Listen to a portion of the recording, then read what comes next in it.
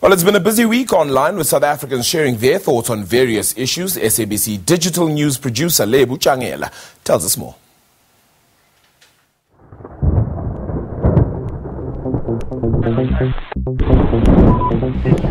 This week we feature a glove sensor that turns sign language into voice, text and voice-to-sign language animation. But first, let's walk through the Twitter streets. Yet again, the public protector grabbed headlines across the country for various reasons. Many stories hit the media, including her legal costs and the crowdfunding story. Her new attack on SARS also took headlines, and the mounting calls for her removal from the citizen activism organisations across the country. Gordon stays at the forefront of the media as he wins his first blow against the public protector, but he's hated by the EFF Twitterati. And then in Ndlozi, the EFF's Bay was the focus of social media as videos emerged of Malema ordering Ndlozi around.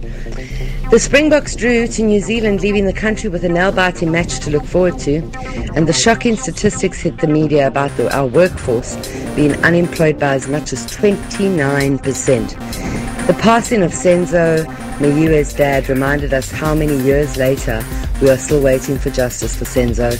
And then, of course, Derek Hanekom, the new enemy of the EFF, and the country rallied behind Hanekom as we all agreed that we all wanted Zuma gone. The SABC News website and app have been keeping our audiences in the loop on the big events. Let's look at the most read stories on our website. Stories about the EFF and Derek Hanekom brought traffic to the website. EFF Secretary General Godrish Gadi confirms meeting with other senior ANC members. In other stories, Mpumalanga man turns plastic into fuel. Shoprite Checkers distances itself from a derogatory message on cake. The difficulty of growing up unable to communicate with deaf parents led 26-year-old Lakina Chitazi to invent a sensor glove which turns sign language into text and voice. When the deaf person signs wearing the communique sensor glove through South African Sign Language, it converts into a voice of any of the 11 official languages.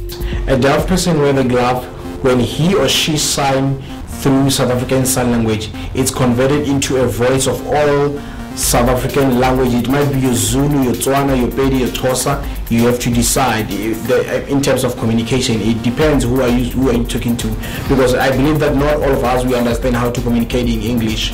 And then again, if you're a hearing person, when you talk over the voice, it translates voice into South African Sign Language animation. And also it allows you and give you an option to make phone calls, and also it allows the deaf people to have an access to the radio station so that they can hear what the radio station publishing to the community. Research shows there's a huge communication barrier between the hearing and the deaf community in the country. It's estimated that 4 million people are deaf and hard of hearing in South Africa, and 75% of them cannot read, cannot write, and only a few will make it to matric. And those that actually do make it to matric and university still struggle with the communication, and they can't break the communication barrier. So when this product came into the market, I thought it will help with easing and closing the gap between the hearing and the hard of hearing community when it comes to communication. For SABC News in Johannesburg, I'm Lebo Tshangela.